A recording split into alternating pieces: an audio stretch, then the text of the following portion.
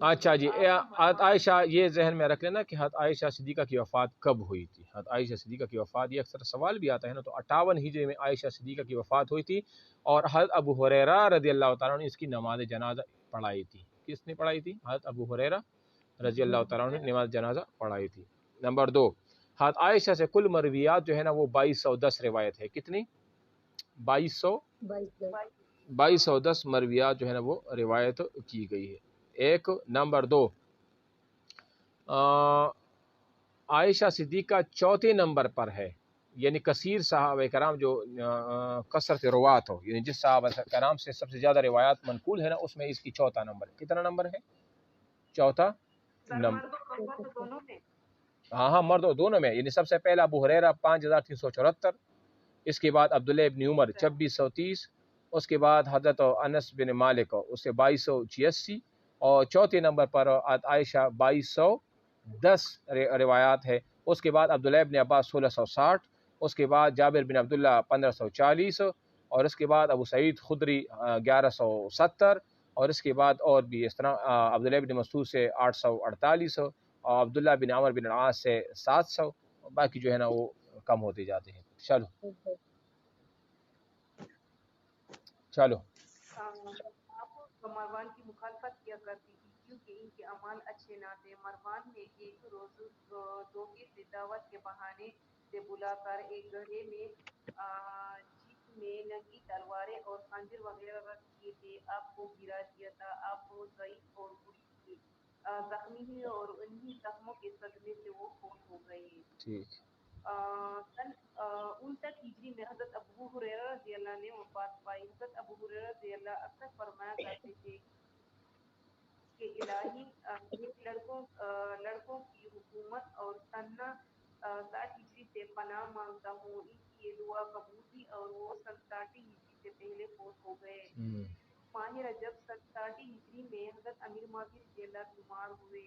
اس بیماری میں جب ان کو یقین ہونے لگا کہ اب آخری وقت قریب آ گیا ہے تو انہوں نے یزید کو بلوایا۔ یزید اس وقت دمشق سے باہر شکار یا کسی مہم پر کیا ہوا تھا۔ فوراً کافت روانہ ہوا اور یزید کو بلا کر لایا۔ یزید حاضر ہوا تو انہوں نے اس کی طرف مخاطب ہو کر فرمایا کہ اے بیٹے میری نصیحت کو توجہ سے سن اور میرے سوالوں کا جواب دے۔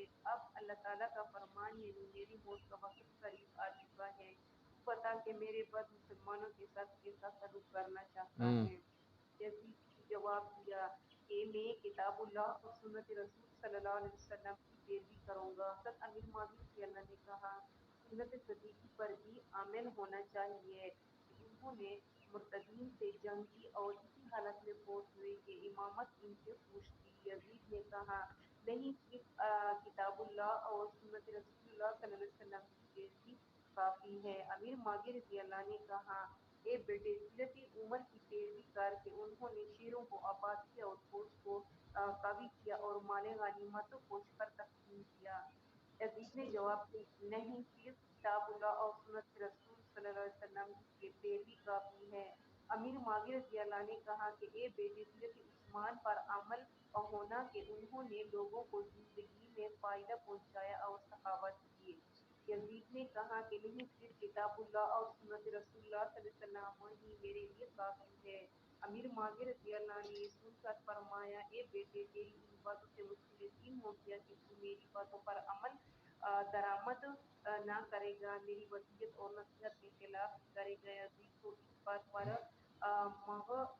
مغرور نہ ہونا کہ میں نے تجھ کو اپنا ولی عہد بنا دیا ہے اور تمام مخلوق نے تیری فرمانبرداری کا اقرار کر لیا ہے۔ اب عبداللہ بن عمر کی طرف سے زیادہ اندیشہ نہیں ہے۔ ہاں ایک منٹ، یہ وہ والی بات ہی ہے نا جو میں نے آپ کو بتائی بھی تھی، ہاں اس دن کی جو نصیحت یہ کر رہے تھے نا کہ اب آپ کے سامنے عبداللہ ابن عمر بھی آئیں گے، اے بیٹے آپ کے سامنے حسین ابن علی بھی آئیں گے آپ کے سامنے، اور عبد الرحمن ابی بکر بھی آئیں گے آپ کے سامنے، اور بھی آئیں گے، اور نصیحت یہ کر رہے تھے کہ کس کے ساتھ آپ نے کس طرح رویہ اختیار کرنا ہے۔ ایک باپ اپنے بیٹے کو وصیت کرنے جا رہا تھا۔ چلو حسین بن علی کو اہل عراق ضرور تیرے مقابلے کے لیے میدان میں نکالیں گے، اگر تو ان پر فتح پائے گا تو ان کو ہرگز قتل نہ کرنا، اور قربت کا پاس و لحاظ رکھنا. عبداللہ بن زیاد نے عبداللہ بن زبیر عبداللہ بن زبیر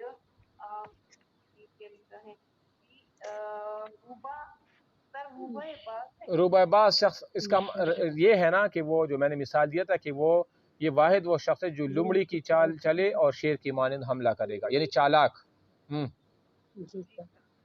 اگر تو ان پر قابو پائے تو ان کو قتل کر دینا. مکہ اور مدینہ کے رہنے والوں پر ہمیشہ احسان کرنا. اور اہل عراق کو اگر ہر روز عامل کی تبدیل کرنے کی فرمائش کرے تو ہر روز عامل کو ان کی خوشی کے لیے تبدیل کرتے رہنا. اہل شام کو ہمیشہ اپنا مددگار سمجھنا اور ان کی دوستی پر بھروسہ رکھنا. گھر میں چلا گیا. نرماوی رضی اللہ کی حالت دم بدم نازک ہوتی گئی. آخر بروز جمعرات تاریخ 22 رجب سن 60 ہجری کو اس جہاں پانی پہ عالم جاویدانی کی جانب رخصت ہوئے. 70 سال کی عمر پائی. 70 نہیں صحیح، میں بتاتا ہوں. 78 سال کی عمر میں کتنی آپ لے کے 78، ہاں 78 سال کی عمر امیر معاویہ فوت ہوئے تھے اور ضحاک بن قیس نے نماز جنازہ پڑھایا تھا. یہ آپ لے کے صحیح آپشن یہی. سر یہ یہاں پہ جو انہوں نے کہا ہے نا کہ عبداللہ ابن زبیر جو ہے نا وہ اگر سامنے آئے تو ان کو قتل کرنا، سر ویسے ذہن میں خیال آتا ہے کہ پھر یہ تو صحابی تھے نا، تو یہ آپس میں یعنی دونوں اپنی طرف سے یعنی کہ قتل کرنے کا یعنی وہ اس وجہ سے ہے نا کہ دیکھو امام وہ آپ کے خلاف عملی میدان میں آئے گا، یعنی عملی طور پر وہ میدان میں آئے گا، کیونکہ ان کو پتہ تھا کہ امام حسین تو عملی میدان میں تو نہیں آئے گا نا.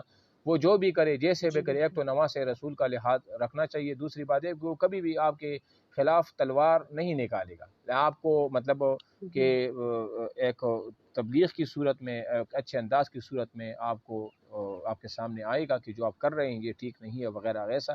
لیکن عبداللہ بن زبیر جو ہے نا وہ آپ کے خلاف بغاوت بھی کرے گا، آپ کے خلاف تلوار بھی اٹھائے گا، اور آپ کے خلاف کیا ہوگا یعنی کہ، اور وہ ایسا ہوا بھی. یہ جب ہم بعد میں بھی پڑھیں گے نا تو چلو اس ٹائم تو یزید کا آخری دور تھا کہ جب مدینہ سے مسلم بن عقمہ فوج لے کے جا رہے تھے عبداللہ بن زبیر کی سرکوبی کے لیے، تو اس ٹائم یزید کی وفات بھی ہو گئی تھی. یزیدی افواج جا رہے تھے لیکن راستے میں جب ان کو خبر ملی یزید تو فوت ہو گیا تھا، چنانچہ یزید فوت ہو گیا تو اس کے بعد جب دیکھا تو راستے مسلم بن عقبہ بھی فوت ہوا، تو جو سپہ سالاری کا جو کمانڈ تھا انہوں نے حسین بن نمیر کو پیش کیا. حسین بن نمیر بعد میں وہاں چلے گئے اور پہلی جنگ ہوئی، لیکن بعد میں وہ انہوں نے ایک آفر بھی دی کہ ہم آپ کو خلیفہ بھی بنائیں گے. تو عبداللہ بن زبیر کی بھی ایک سیاسی غلطی تھی کہ انہوں نے کہا کہ نہیں، جب تک میں ایک حجازی کی بدلے 10 شامیوں کو قتل نہ کروں نا تب تک مجھے چین اور سکون نہیں آئے گا. تو حسین بن نمیر نے کہا کہ جو آپ کو عرب کا مدبر کہتے ہیں نا وہ تو غلطی پر ہے، میں آپ کو خلافت پیش کر رہا ہوں اور تم جنگ پر تلے ہوئے ہو.